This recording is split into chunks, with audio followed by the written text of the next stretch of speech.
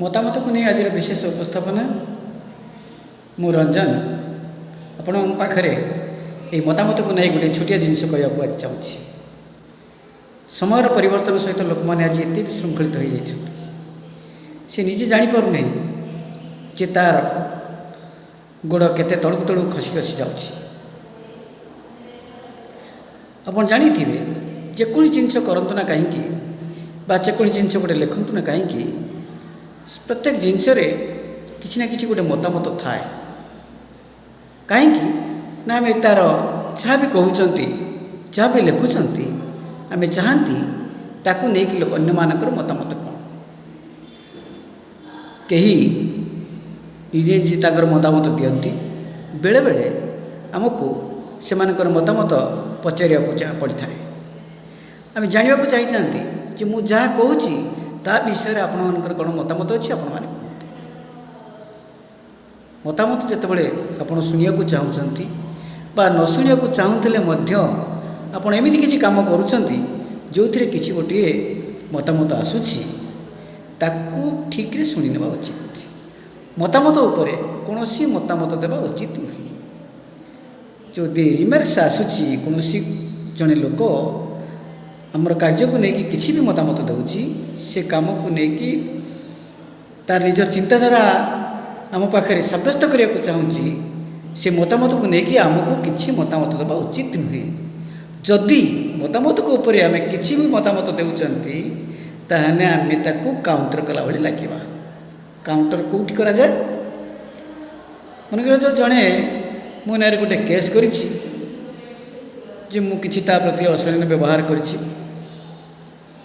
कि मु किछि तार जमी जमा ताकू किछि जबरदखल करके नहीं जाइछि कि जेकोसी भी कारण हो जदि मो नारे जड़े केस करुछि बा जदि मो नारे कहीं जड़े आलिगेसन आणुछि ताने मु ताकू प्रतिरोध करने से मत काउंटर करने को पड़े बा जदि से मो नारे केस कर काउंटर केस करने को मत पड़ी थाए।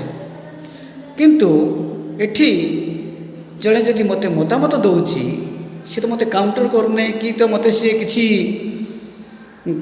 मो विरुद्ध किसी आलिगेसन तो नहीं सी तार चिंताधारा को मो उपरे लदी देवाक चाहूँगी जे यही जिनस करथिने भल होइथांता कि ये जिनसटा खराब ये जिनसटा भल ताकू मु विचार करवा दरकार। जनकर मतामत को शुणला परे जदि सेटा उपयुक्त मतामत होता है ताने मुझे ग्रहण करी जदि सेटा मु भावुची जे एटा मोर पई उपयुक्त मतामत नुहे ताने मु ताको अवॉइड करके रही जाटा भल। किंतु वर्तमान परिस्थिति पूरा भिन्न हो गलानी। आपण देखंतु कई जने चोरी कला पुलिस ताकू बांधिकी नहीं आसिला ताकू धरिला ताकू बांधिकी नहीं आसिला एवं ताकू शासन कला कहीं ना पुलिस चाहिए ये व्यवस्था रे परिवर्तन आसू ये चोर तार चिंताधारा रे परिवर्तन आणु सी भल मनीषटे हो जाऊ सी जदि जानी एटा जानू से एटा से भूल कर ताकू मु दंड देवाई आनी ए दंड तापाई उपयुक्त जितेबाला सी जितेबाला सी परिवर्तन हो पार। किंतु वर्तमान परिस्थिति भिन्न हो जाइए। आपण गोटे चोर को धरिकी थाना को आणतु आपण ताकू आईन व्यवस्था भीतर को आणतु से आपण को ऊपर कहूँ मु थरे एठू खसी जाए तापर तो अवस्था कौन हम मु देखी। बहुत समय देख गोटे चोर चोरी कला परे जदि से परिवर्तन हो गला ताहले से प्रकृत में ठीक बुझीपारा जे से जो जिनसटा करा हूँ फुल काम। जदि चोर धरा पड़ला परे शासित हैला परे सरकार द्वारा हो बा समाज द्वारा हो शासित हैला परे जदि पुणी थरे से भूल कामटा कला बा पुणी थरे से चोरी कला ताने सेठी पुलिस ताकू डरिबो कह हरि जहाँ मुखे लज्जा नहीं ताकू आमे डरी बाबूरे तोर जदि परिवर्तन नहीं ताने तते मु धरी किछि लाभ हो नहीं कहीं ना मोर भी गोटे परिवार अच्छी चोर एवं धमक दौची से सुधुर कौन सी भी धमक दौची मुठू मुकुल जाए तो कथा मु विचार करी तो स्त्री की कहीथबू ତା ହାତରୁ କାଚ ଏବଂ ମଧ୍ୟରୁ ସିନ୍ଦୁର ପୋଛି ଦେଇଥିବ, କାହିଁକିନା ମୁଁ ବି ଛାଡ଼ିବି ନାହିଁ। ତେଣୁକରି ସିଏ ପରିବର୍ତ୍ତନ ନ ହୋଇକି ସିଏ ତା ଭିତରେ ଥିବା ତା'ର ବଳ, ତା ଭିତରେ ଥିବା ତା'ର ମାନସିକତାକୁ ସିଏ ଜାହିର କରୁଛି, ମୁଁ ବି ତୋଠାରୁ କମ୍ ନୁହେଁ, ମୁଁ ବି ତୋତେ ଶାସନ କରିବା ଭଳିଆ କ୍ଷମତା ମୋ ପାଖରେ ଅଛି। ମୁଁ ଥରେ ଏଇଠୁ ମୁକୁଳି ଯାଏ, ତାପରେ ମୁଁ ତୋତେ କ'ଣ କରିବି, ତୋତେ କେଉଁ ପରିସ୍ଥିତିକି ନେଇଯିବି ତୁ ନିଜେ ଚିନ୍ତା କରିବୁ।